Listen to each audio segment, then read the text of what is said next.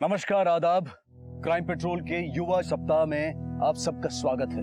Youth, जवानी, यौवन, ये हम सब की जिंदगी का सबसे खूबसूरत पड़ाव होता है। बच्चे जल्दी जवान होना चाहते हैं, बड़े जवानी को थामे रखना चाहते हैं। जवानी के दिन हम सब की जिंदगी के बहुत ही यादगार और अच्छे दिन होते हैं। कुछ कर दिखाने का जज्बा और जोश अपनी चरम सीमा पर होता है। आज की पीढ़ी पहले की पीढ़ी की बनस्पत काफी सक्षम है। उनके पास बहुत सारे ऑप्शंस हैं जो शायद हमारे दौर में नहीं थे। लेकिन क्या उनकी सोच भी सक्षम है? कुछ कर गुजरने का जज्बा और अपनी सोच को सामने रखने का हुनर तो उनमें है, लेकिन क्या हालात से जूझने की गंभीरता भी उनके अंदर है? क्या उनकी जवानी का जोश हमारे समाज के लिए एक वरदान है या फिर एक श्राप?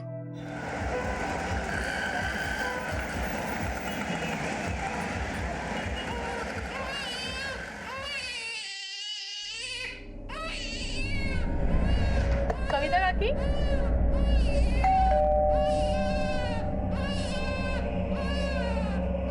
कविता काकी,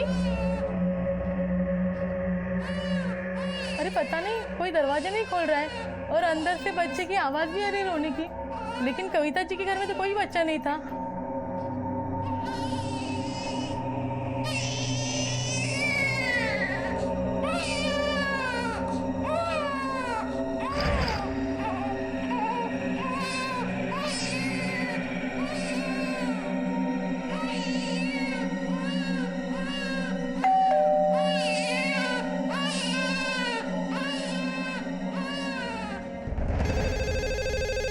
कंट्रोल रूम। हाँ बोलिए।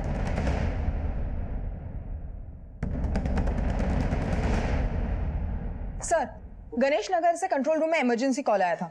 घर में पिछले 4 घंटे से बच्चे की रोने की आवाज आ रही है और घर बंद है।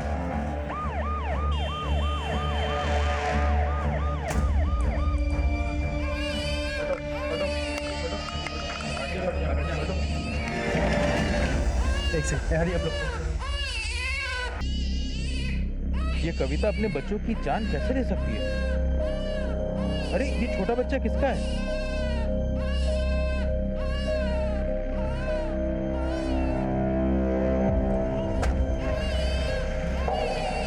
बॉडीज को पोस्टमार्टम के लिए भेज दो। तुम उनके साथ जाओ। जी सर।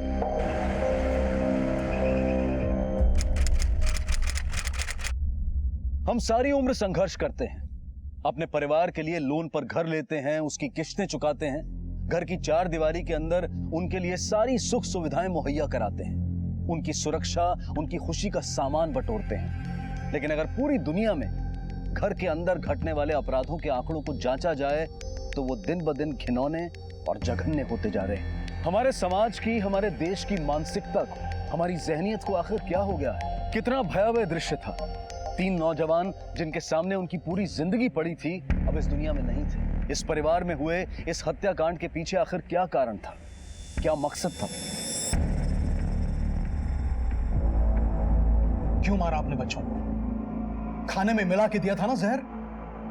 तुम घर में अकेली थी, दरवाजा अंदर से बंद था, किसी का बाहर से आने या जाने की कोई गुंजाइश नहीं थी। इन तीनों के मुंह से झाग निकल रहा था,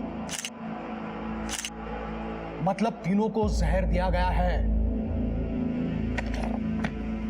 वॉश बेसिन में झूठे बर्तन थे और उन बर्तन में बचा खाना इस बात का सबूत है कि खाने में जहर मिलाकर दिया गया था। क्यों किया था? देखो, हमें सब पता है। हमें पता है कि तुमने अपने बच्चों को मारा है। क्यों रचा ये हत्याकांड? ऐसे चुप रहने से तुम हमें गुमराह नहीं कर सकती। बता।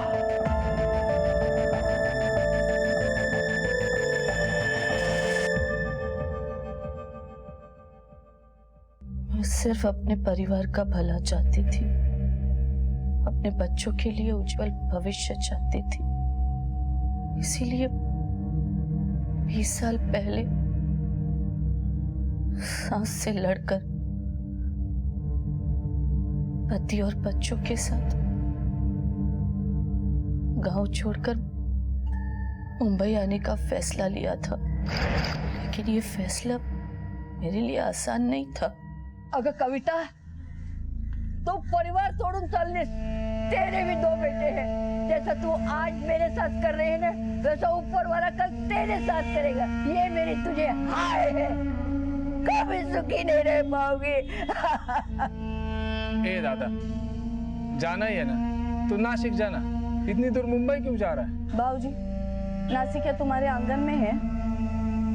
आई मंदार, काळजी करू नकोस, मैं आते जाते रहूंगा।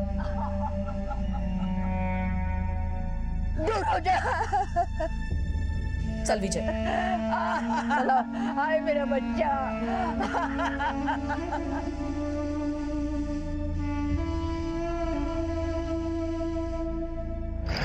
बंद करो ये बकवास। तुम्हारे इन बच्चों की मौत से 20 साल पहले क्या हुआ था, इसका क्या संबंध है? तुम्हारे कहने का मतलब ये तो नहीं है कि गांव से तुम्हारी सास और देवर यहां पे आए और तुम्हारे बच्चों को जहर देकर चले गए? तुम्हारे गोद में जो बच्चा है, यह किसका है?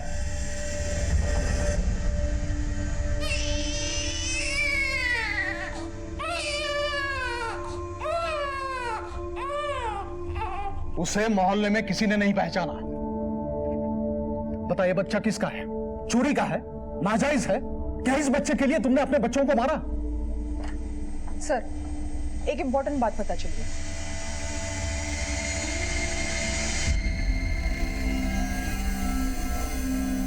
हम सबकी जिंदगी कई तरह के जज्बात से घिरी होती है, जहां रिश्ते, सपने, उम्मीदें, चुनौतियां, संघर्ष हमारा हाथ थामे हमारे साथ चलते हैं। जिंदगी के इस सफर में ऐसे कई मोड़ आते हैं, ऐसे कई मकाम आते हैं जब हमें कठोर फैसले लेने पड़ते हैं, जो कभी तो हमारे लिए वरदान साबित होते हैं और कभी श्राप। तो क्या कविता का फैसला भी एक श्राप बनकर सामने आया था?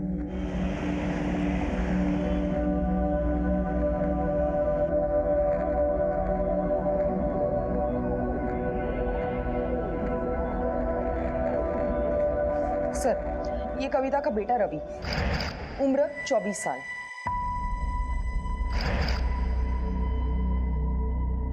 और सर, ये उसकी छोटी बच्ची अंकिता, उम्र 21 साल।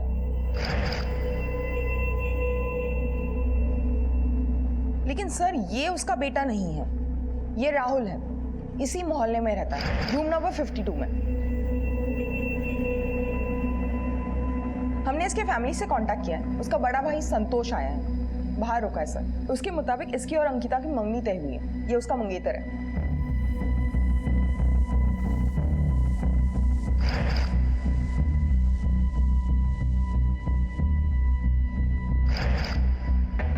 राहुल के सामने उसकी पूरी जिंदगी पड़ी थी। उसके साथ ऐसा कौन कर सकता था और क्यों करेगा? तुम्हारा भाई कविता के घर क्या कर रहा था? एंगेजमेंट हुई थी, मंगेतर था उसका, इसलिए आते जाते रहता था। तुम्हें क्या लगता है तीनों को किसने मारा होगा? क्या पता साहब, मैं खुद सोच में पड़ा हूँ। ऐसा कौन कर सकता है उसके साथ? नहीं, तुम सोच में पड़े हो, लेकिन हमें पूरा यकीन है कि ये सब कविता ने किया है। उसी ने सबको जहर देके मारा है। नहीं साहब, ये नामुमकिन है। कविता काकी को मैं बचपन से जानता हूँ। वो कभी किसी को दुख नहीं दे सकती थी, खास करके अपने बच्चों को। बहुत प्यार करती थी अपने बच्चों को।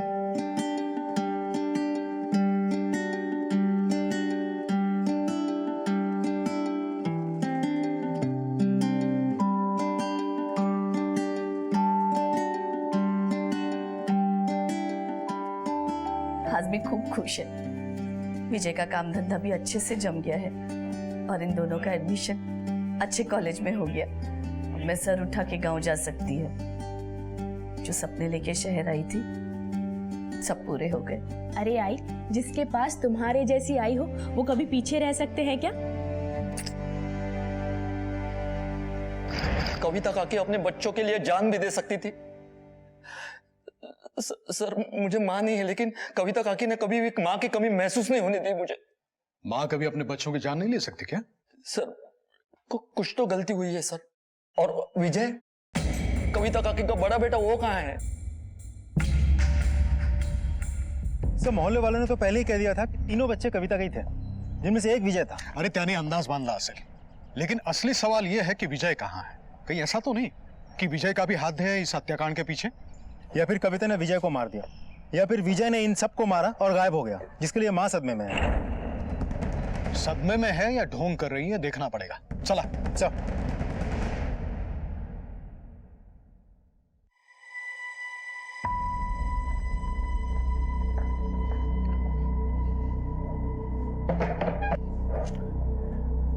हमारे साथ होशियारी करने की सोचना भी मत।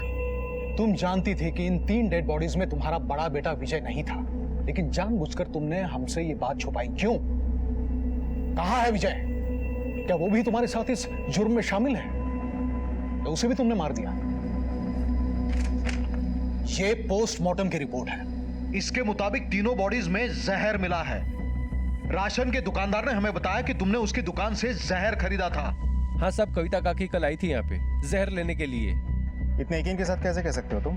साहब, कविता काकी पूरे हफ्ते भर का राशन एक साथ में भरती है, लेकिन कल सिर्फ वो जहर ही लेकर गई थी।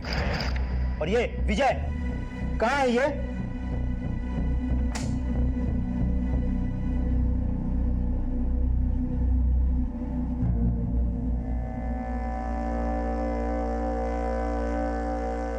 बहुत कष्ट में बीता था मेरे विजय का बचपन।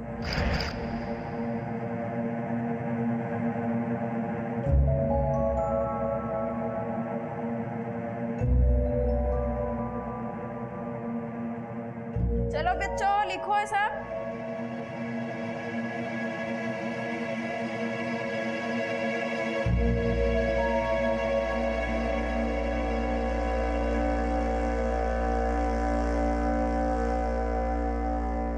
विजय, तुम क्यों नहीं लिख रहे हो? देख रही हूँ तुम रोज रोज नहीं लिखते हो। मेरा विजय बचपन से ही शर्मीला था, किसी से खुल के बात नहीं करता था। अपनी खुशी, अपना दुख किसी को नहीं बताता था, अंदर ही अंदर घुटता रहता।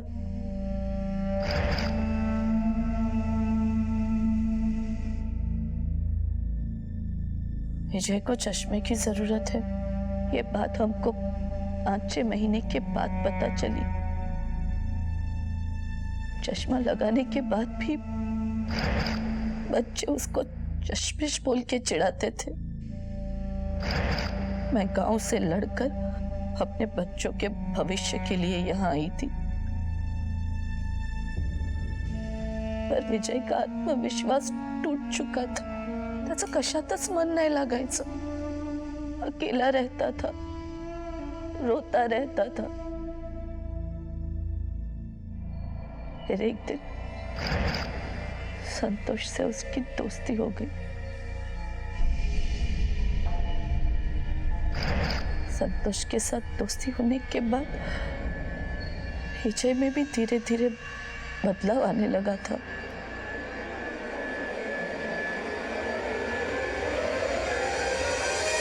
कुलकर्णी, ये औरत या तो ड्रामा कर रही है या सचमुच शौक में है। इधर उधर की बातें करके हमारा टाइम वेस्ट कर रही है ये। सर, ये औरत हमें मौका वारदात पर मिली। घर में किसी और के घुसने के कोई निशान भी नहीं थे। इसी औरत ने जहर खरीदा और वही जहर हमें खाने में मिला हुआ था। मुझे तो लगता है इसी औरत ने सब कुछ किया होगा। हाँ, सारे सबूत इसी तरफ इशारा कर रहे हैं, लेकिन हमें पूरा यकीन होना चाहिए। इसके मोटिव के बारे में अभी तक हमें कुछ पता नहीं चला है। हमारे पास ये सबूत भी तो नहीं है कि इसी ने ही खाने में जहर मिलाया हो। और उसका बड़ा बेटा विजय, उसके बारे में कुछ पता नहीं चला है। विजय, कविता काकी का बड़ा बेटा वो कहाँ है? बहुत कष्ट में बीता था मेरे विजय का बचपन। और वो छोटा बच्चा जो कविता की गोद में था, वो भी एक पहेली बना हुआ है। सर, उस बच्चे का क्या करें? एनजीओ से संपर्क करो और उनकी निगरानी में रखो। सर। कुलकर्णी, एक काम करो, विजय का मोबाइल नंबर सर्विलेंस पे डालो, पिछले 24 घंटे की पूरी इंफॉर्मेशन निकालो, उसका लास्ट लोकेशन ट्रेस करो। हो सकता है ये विजय इस अपराध में भागीदार हो या फिर वो खुद इस जघन्य अपराध का शिकार हो। सब सनसनीखेज कत्ल के हादसे के बाद पुलिस ने मौका वारदात से मिली कविता के गायब हुए बेटे विजय की खोज में पूरी ताकत झोंक दी।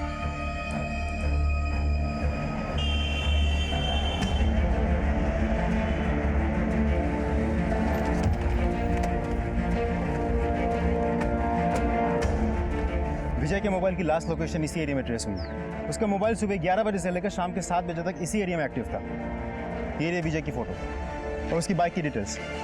हर किसी से पूछो, किसी ना किसी ने तो उसे यहाँ आसपास आते हुए देखा होगा। क्विक।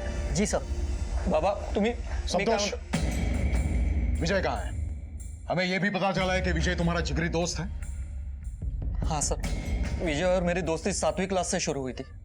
स्कूल भी साथ में पढ़े, कॉलेज में भी साथ में गए।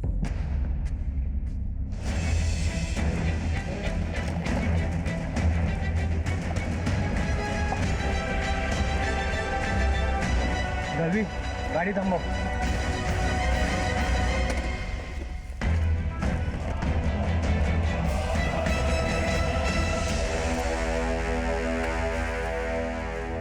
जैसे तुमने बताया और मोहल्ले वालों ने बताया, कविता अपने बच्चों से बहुत प्यार करती थी, वही उसका सब कुछ थे, तो उन्हें कैसे मार सकती है? लेकिन उस घर में तुम्हारे भाई राहुल की भी तलाश में क्या लगता है? इन सब के पीछे विजय का हाथ हो सकता है? कहीं ऐसा तो नहीं कि ये किया धरा विजय का हो और कविता पर्दा डाल रही हो अपने बच्चे की करनी पे? तुम दोनों का क्या कहना है? लेकिन सर, विजय अपने सगे भाई और बहन को क्यों मारेगा? और तुम्हारा भाई राहुल, विजय के साथ कोई दुश्मनी थी उसकी? बाबा, तुम्ही बसा. मी बोलतोय त्याच्याशी, तुम्ही बसा. हमको नहीं पता साहब. ये देखो, अगर आप लोग कुछ जानते हैं तो वक्त रहते ही बताना आपके लिए बेहतर होगा. आप कुछ जानते हैं, सच का पता हम लगा के ही रहेंगे.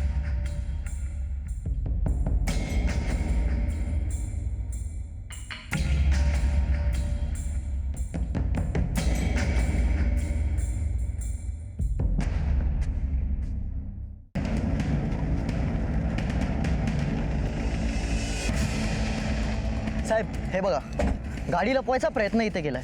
गाड़ी पे या गाड़ी के आसपास कहीं झाग के निशान नहीं है. इसका मतलब दूसरे लोगों की तरह विजय को जहर नहीं दिया गया था. तिथे हा मोबाइल भेटलाय. कहीं ये फोन विजय का तो नहीं? विजय ऐसे यहाँ बाइक छुपा के कहाँ जा सकता है, वो भी ऐसे समय में? अगर विजय का फोन यहाँ है तो आसपास कुछ ना कुछ तो जरूर हुआ होगा. चेतन, इस हाईवे के दोनों तरफ टोल नाका है ना? हो साहब. अगर टोल नाका है तो हमें सीसीटीवी फुटेज जरूर मिलेगी. 5 नवंबर सुबह 11 बजे से लेकर शाम के 7 बजे तक पूरी फुटेज निकालो. इस फोन को ऑन करने की कोशिश करो. अगर ये फोन विजय का है तो हमारे लिए बहुत काम की चीज साबित हो सकती है. इस फोन के कॉल डिटेल्स निकलवाओ और पता करो गायब होने से पहले वो किस किस से बात कर रहा था. हो साहब. पुलिस के हाथ इस बात के कई सबूत लग चुके थे कि कविता ने ही अपने दोनों बच्चों और अपनी बेटी के मंगेतर को मारा था, और विजय की गुमशुदगी में भी उन्हें कविता का ही हाथ नजर आ रहा था. एक सुराग जो अब तक पुलिस के हाथ नहीं लगा था, वो था कविता का अपने हंसते खेलते परिवार को मौत की भट्टी में झोंक देने का कारण. विजय की बाइक उस जगह कैसे पहुंची, उसका सुराग लगाते लगाते पुलिस ने हाईवे के टोल नाके के सीसीटीवी फुटेजेस को खंगालना शुरू किया.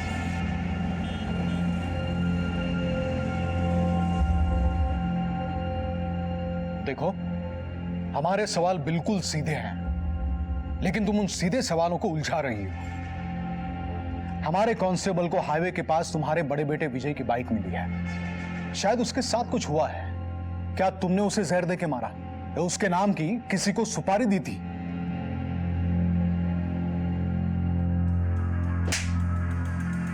सर पूछ रहे हैं, उस सवाल का सीधी तरीके से जवाब दे. और कैसी माँ है तू? अपने ही बच्चों को मार दिया तूने. और ये विजय का है, उसके साथ क्या किया तूने? तू और वो विजय का दोस्त संतोष मिलके क्या छुपा रहे हमसे? बता.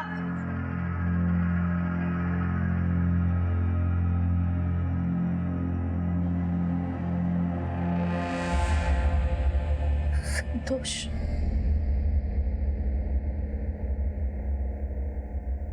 विजय ने जब संतोष से दोस्ती की थी तेव्हा वाटलं होतं वो भी पढ़ाई में ठीक हो जाएगा, मेरे दूसरे दोनों बच्चों की तरह. लेकिन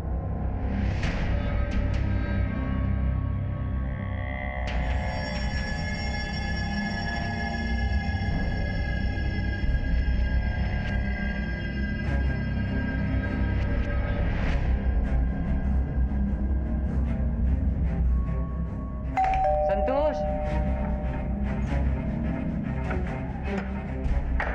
ये देख. अरे वाह, चल आज फिल्म देखने चलते हैं. विजय खुद तो पढ़ने में पीछे था ही, उसने संतोष को भी पढ़ाई से अलग कर दिया था. दोघांना कॉलेजमधून काढून टाकलं होतं. कॉलेज में दारू बेचते वक्त पकड़ा था दोनों को, लेकिन इसमें विजय की कोई गलती नहीं थी. वो तो जिंदगी में आगे बढ़ने के लिए हाथ पांव मार रहा था. पर उसके बाबा को मौका मिल गया था। काय करताय तर मुलावर हात उचलतात काय? बघितलंस कविता, देख देख उसकी काली करतूत, पढ़ाई छोड़ के सब कुछ कर रही है। देखा शहर में पढ़ाने का नतीजा। विजय थांब रे, अहो सगळीच मुलं सारखी असतात का?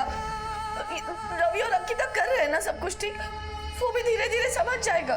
देख देख कविता, मैं क्या बोलूं, अब भी वक्त गया नहीं है, अजूनही वेळ गेलेली नाही कविता। चलो हम गाँव लौट चलते।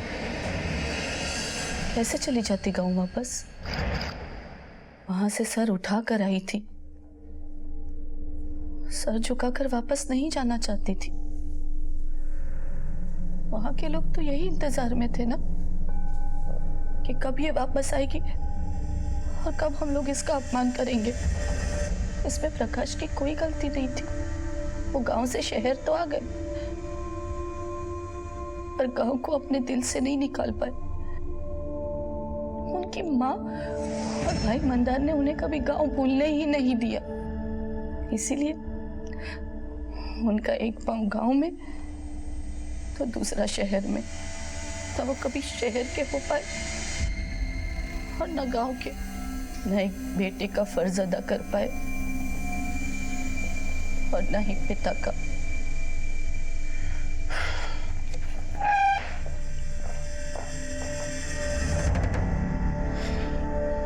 प्रतिमा, ये कविता सीधा जवाब नहीं देने वाली। इतनी देर से इंटरोगेशन कर रहे हैं, सिर्फ बातें घुमा रही है, शायद शौक में है। सर ये कोई शौक वॉक में नहीं है, देर शानी है। अगर आप कहें तो अपने तरीके से उगलवाओ सब। सर एनजीओ से फोन आया था।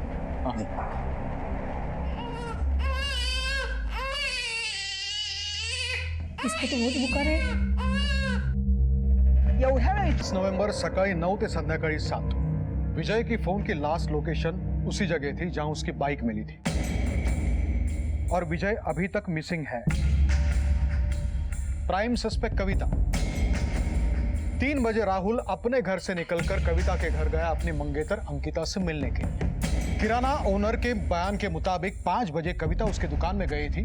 हाँ साहब, कविता काकी कल आई थी यहाँ पे जहर लेने के लिए। रात को 10 बजे पड़ोसियों ने एक छोटे बच्चे की रोने की आवाज सुनी।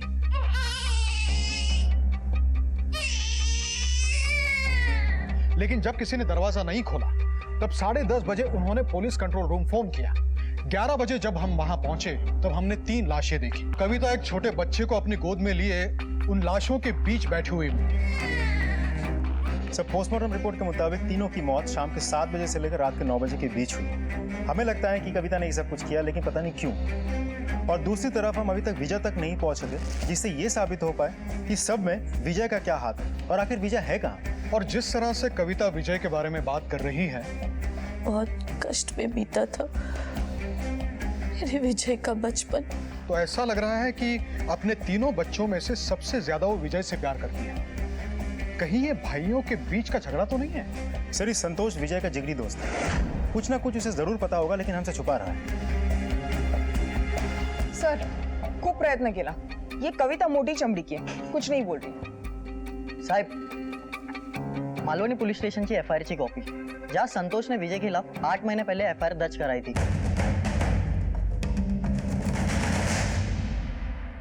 दावे तो बड़े बड़े करता था अपनी दोस्ती के। इस एफआईआर में तुम्हारा पूरा दोस्ताना दर्ज है। बता क्या हुआ था? सर मैं और विजय कॉलेज में दारू बेचते हुए पकड़े गए और हमें कॉलेज से निकाल दिया गया। तब हमने फैसला किया कि बाबा हमें पैसे चाहिए, दारू की दुकान खोलनी है। काय वेड लागले त्याला, वेड। बाबा ऐकून तर, ये सपने लेके इधर आए थे तुम लोग? दारू की दुकान खोलनी है और कोई धंधा नहीं मिला तुम लोग को? ये देखो, तुम्हें जो करना है वो करो, मगर मेरी एक बात कान खोल के सुन लो, इस दारू के धंधे के लिए मैं एक फुटी कौड़ी नहीं देने वाला तुम लोग को। दारू का धंधा खोलना चाहता।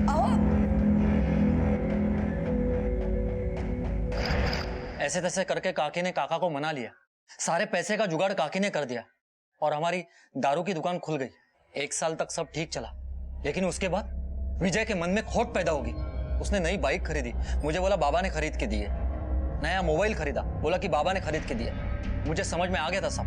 ये हिसाब में कुछ तो गड़बड़ी कर रहा है। चल, क्या कर रहा है? चल बाहर निकल। क्या कर रहा है तू? बाहर निकल, चल इधर से, चल निकल बाहर। क्या कर रहा है? क्या कर रहा है मतलब? साले मैंने इस दुकान के लिए मेहनत की है। हाँ मानता हूँ ना तेरी मेहनत है, लेकिन पैसे मेरे लगे हैं। आज तक तेरे को बराबर दे रहा था, लेकिन आज के बाद तेरे को 10% मिलेगा। करने तो निकल इधर से, चल। धोखेबाज।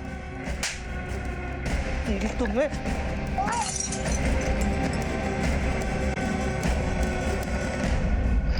हमारे अलग होने के बाद विजय ने जो पैसे चुराए थे, काकी ने उसके 2 हिस्से किए। मुझे मेरा हिस्सा दे दिया। काकी गप्पा बस। विजय, दोस्ती की कदर करना सीख। भाई इसी की दोस्ती के सहारे खड़ा रहा था ना, और आज इसी को गिरा रहा है। अच्छे दोस्त किस्मत वालों को मिलते हैं, लक्ष्य रखो। काकी छोड़। 1 मिनट संतोष।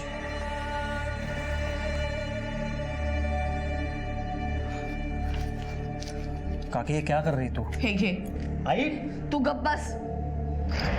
कविता काकी सीधी सादी औरत है, अपने उसूलों की पक्की है। उसने हमेशा सच का ही साथ दिया है। लेकिन साहब विजय नहीं सुधरा। उसका बाप ही था जिसे वो डरता था, लेकिन उस बाप की हार्ट अटैक से मौत हो गई। उसके बाद तो विजय बिल्कुल शेर हो गया।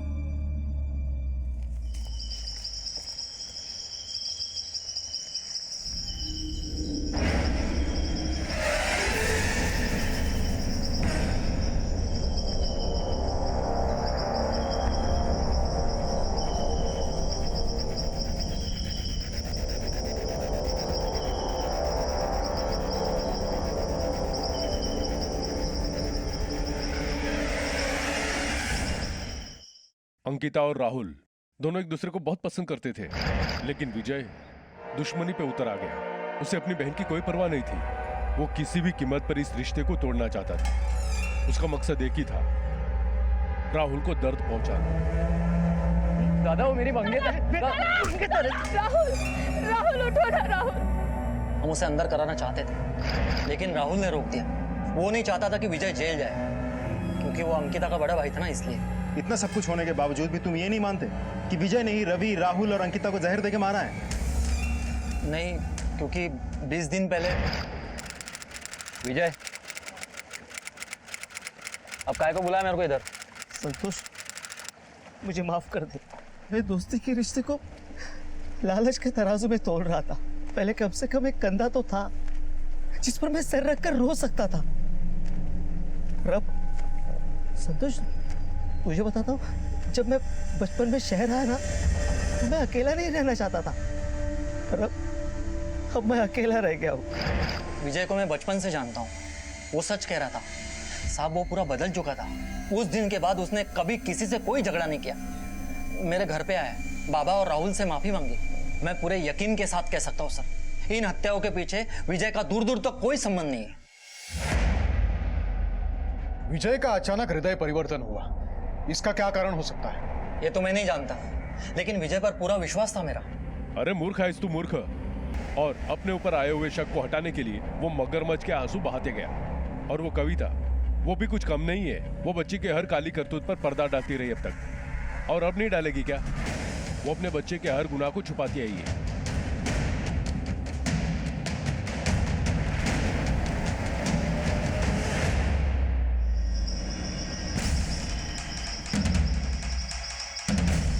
बॉडी की हालत देखकर लगता है मौत 2 दिन पहले हो चुकी है।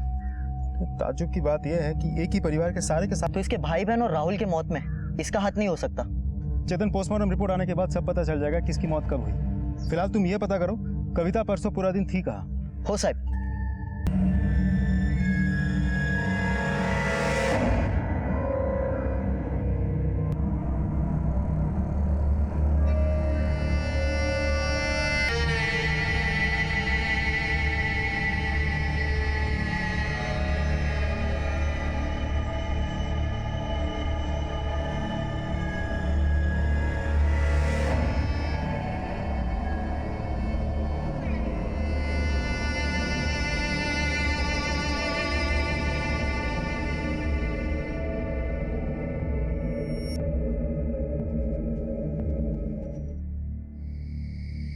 सर, पूछताछ से पता चला कि कविता परसों अपने घर के आसपास ही थी। इसका मतलब उसने विजय को किसी और से मरवाया है। विजय की लाश को देखकर कविता ने जिस तरह से रिएक्ट किया, बड़ी हैरत की बात है। अपना चहीता बेटा आज जला सामने बॉडी पड़ी है, लेकिन वो रोई नहीं। उसके चेहरे पे कोई दुख नहीं था। क्यों? क्योंकि उसी ने अपने सारे बच्चों की हत्या की या करवाई। हो सकता है। विजय की लाश जहां पे मिली और उसकी बाइक जहां पे मिली, इन दोनों के बीच 5 किलोमीटर का अंतर था। हो सकता है किसी ने उसे मार के उसकी लाश को और उसकी बाइक को अलग अलग जगहों पर ठिकाने पे लगा दिया है। विजय का फोन अनलॉक हुआ, कुछ डिटेल्स मिले? सर, हमारी टीम फॉलो अप कर रही है, अगले 2-3 घंटों में रिपोर्ट मिल जाएगी। कविता के फोन रिकॉर्ड्स को भी हमें बारीकी से टटोलना होगा।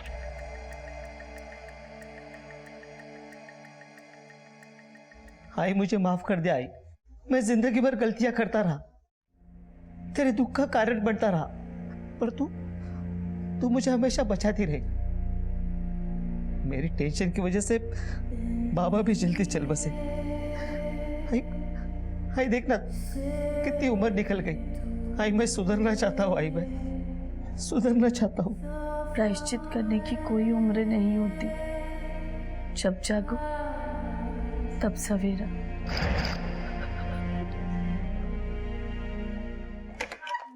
सर, कविता के कॉल रिकॉर्ड्स के मुताबिक 5 नवंबर या उससे पहले किसी भी संदिग्ध नंबर पे कोई एसएमएस या फोन नहीं किया गया है।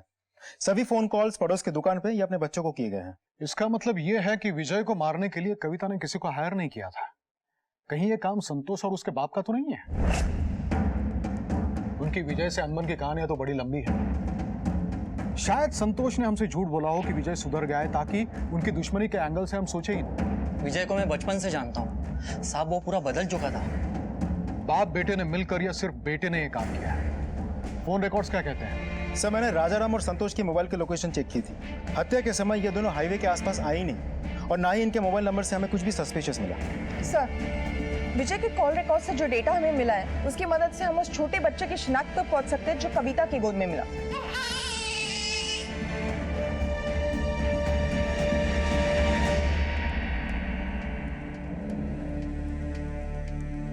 वेरी बैड, इसकी तबीयत तो बहुत खराब है। अगर 2-3 घंटे में इसका बुखार कम नहीं हुआ ना, इसे हॉस्पिटल में एडमिट करना पड़ेगा।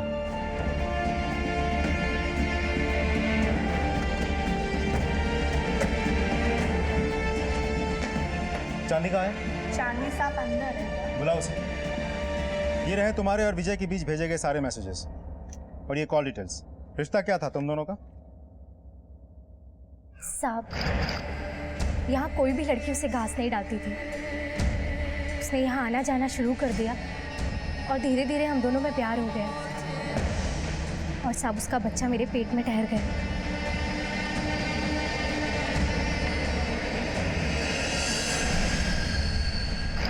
साहब, हमारे धंधे में लड़की को लड़की ही बना रहना होता है, वो कभी माँ नहीं बन सकती। लेकिन विजय ने मुझसे वादा किया था कि मैं इस बच्चे को जन्म दूँ, उसके बाद वो मुझे और बच्चे को लेके यहाँ से कहीं दूर चला जाएगा। लेकिन बच्चा तो हो गया साहब, लेकिन विजय के सारे वादे झूठे निकले। उसने यहाँ आना जाना छोड़ दिया और मैं नहीं चाहती थी कि मेरे बच्चे की इस माहौल में परवरिश हो, इसलिए मैं अपने बच्चे को लेके खुद उसके पास चली गई। ना जाने सर विजय को क्या हो गया था, वो अपने बच्चे को देख करके रोने लगा। विजय को देखकर ऐसा लग रहा था कि जैसे उसे अपने काम में पहली बार सफलता मिली हो। उसने मुझसे वादा किया था कि वो बच्चे की देखभाल करेगा और 4 नवंबर को वो यहाँ आया भी था। हमारी मैडम को पैसे दिए और बच्चे को लेकर चला गया। मुझे भी चलने के लिए कहा था, लेकिन मैंने मना कर दिया सर। फिर विजय के साथ कब बात हुई तुम्हारी? सब उसके बाद मैंने उसे कई बार फ़ोन लगाने की कोशिश करी, लेकिन उसका फ़ोन नहीं लगा और अब तो पता चला है कि वो मर चुका है। पर मेरा बच्चा कहाँ है साहब?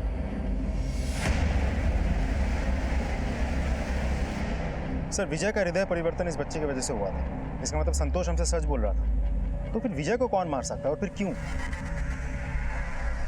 और ये बात भी तो अभी तक साफ नहीं हो पाई है कि कविता अपने जिम्मेदार और सुधरे हुए बच्चों को क्यों मारेगी। हम तो ये मान के चल रहे हैं कि रवि, अंकिता और राहुल अच्छे बच्चे थे। शायद हम उनके बारे में गलत सोच रहे हैं। तो ये भी हो सकता है कि उन हत्याओं के पीछे विजय और कविता का हाथ ही ना हो। ये भी हो सकता है कि इन तीनों में से किसी एक का किया धरा हो। एक काम करो कुलकर्णी, उन तीनों के बारे में और वो बाप बेटा क्या नाम राजाराम और संतोष, उनके बारे में पूरी इंफॉर्मेशन निकालो सब।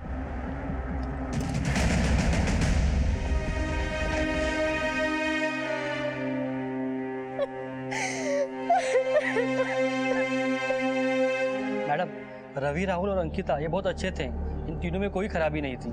नहीं साहब, उस दिन कविता काकी तो घर पे थी। बाहर आते जाते समय मुझे नहीं दिखी। साहब, संतोष और राजाराम को मैं बरसों से जानता हूँ, बहुत ही सीधे साधे लोग थे साहब, लेकिन ये विजय एक नंबर का कमीना था साहब। बोलो न तुला इमारत का चला रहे। हाँ दे दो ना कर्जा। हाँ मेहरबानी किया क्या, दान दिया क्या? धंधा जमने दे देता हूँ, बार बार घर आने की जरूरत नहीं, समझे ना? साहब, विजय का तो मत पूछो, एक नंबर का बेकार आदमी था साहब, जो अपने माँ बाप का नहीं सकता, दूसरा का क्या होगा।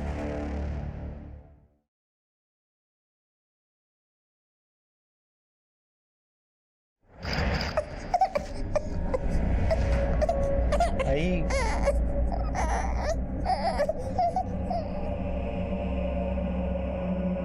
किसका बच्चा है? कुठून आणलंस याला? आई हे माझं बाळ आहे, मेरा बेटा है ये।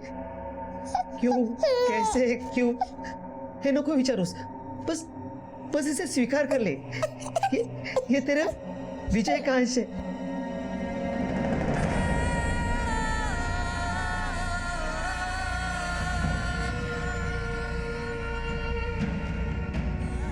आई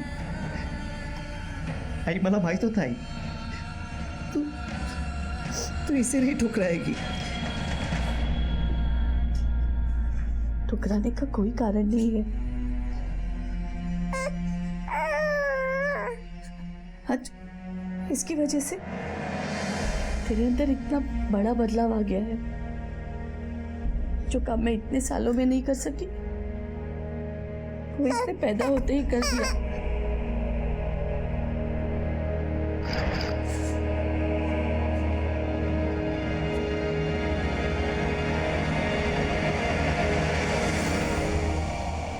संपदा, उठाओ। चलो उठ।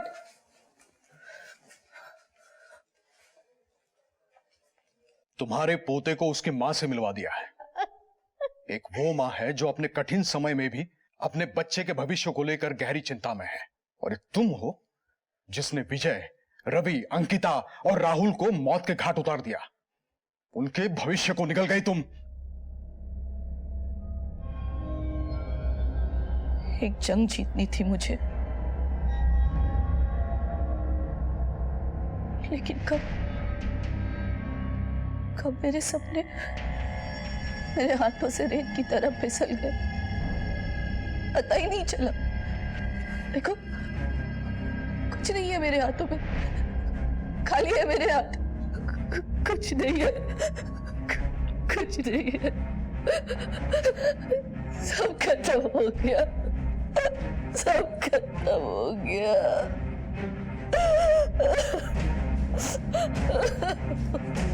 कविता अब भी अपना जुर्म कबूल नहीं कर रही है। सर विजय की मौत वाले दिन अंकिता एक नंबर से बार बार कांटेक्ट में थी। हर आधे घंटे में या तो कॉल आया था या गया था। ऐसे लग रहा है किसी के साथ कोऑर्डिनेट कर रही हो। और सर ये नंबर विजय की मौत वाले दिन क्राइम सीन पर एक्टिव था। किसका नंबर है?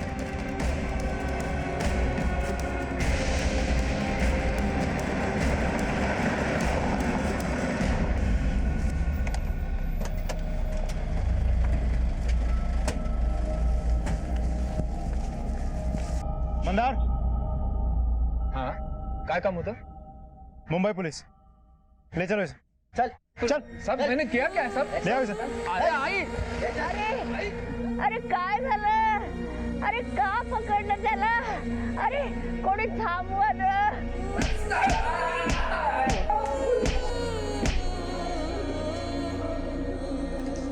चलो तेरी गाड़ी से जो हमें खून के निशान मिले वो किसका है?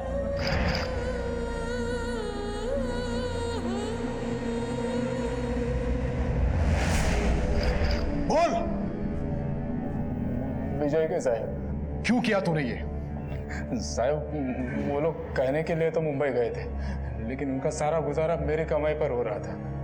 पहले उस मेरे भाई ने मुझे गुलाम बना कर रखा, फिर विजय ने, और ये सब करनी मेरी कविता भाभी की थी। लेकिन जैसी करनी वैसी भरनी साहब। एक दिन रवि, राहुल और अंकिता मेरे घर आए। काका, विजय भैया के रहते मेरी शादी नहीं हो सकती, और ना ही मेरे आगे की पढ़ाई के लिए मुझे कुछ मिल सकता है। विजय भैया ऐसे ही पैसा उड़ाता रहा तो कुछ नहीं बचेगा। इससे पहले कि हमारे हाथ में भीख का कटोरा आ जाए, हमें विजय भैया को खत्म करना पड़ेगा। काका, अब बस यही एक रास्ता बाकी है और सबका भला इसी में है। मुझ पर शक न हो इसलिए मैं मुंबई चला आया सर। विजय पर नजर रखी, जैसे ही मौका मिला उसे मार दिया साहब।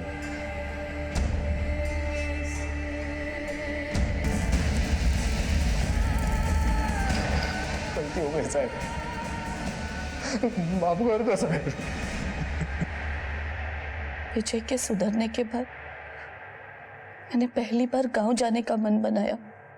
अंकिताच्या लग्नाचं आमंत्रण द्यायला जाणार होते, लेकिन मेरा वो सपना ही रह गया. अंकिता, अब तेरी शादी में कोई रुकावट नहीं आ सकती. तुझे अब जो करना है वो कर.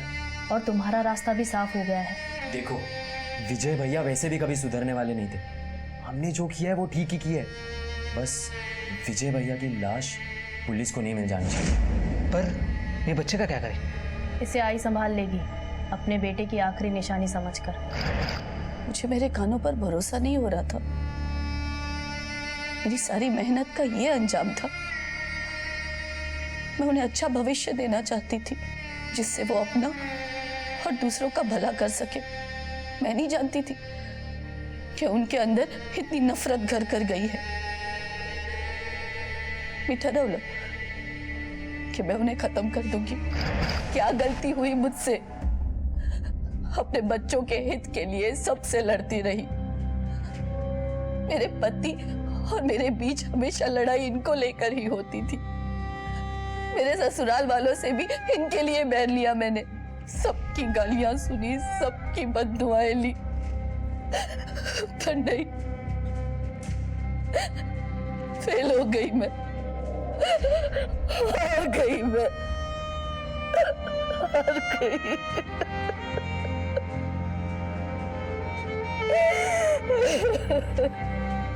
एक पूरा परिवार खत्म हो गया. 3 जवानों को बेहतर युवा बनाने के लिए हमें उन्हें एक बेहतरीन इंसान बनाना होगा, ताकि उनका ये जीवन हमारे परिवार, समाज और देश के लिए एक वरदान बन सके, ना कि श्राप.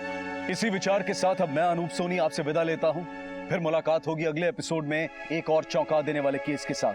तब तक अपना और अपने परिवार का ख्याल रखें और देखते रहें क्राइम पेट्रोल डायल 100. सबक एक को सीख हम सबको. जय हिंद. क्राइम पेट्रोल के ऐसे ही मजेदार एपिसोड्स देखने के लिए हमारे चैनल को सब्सक्राइब करें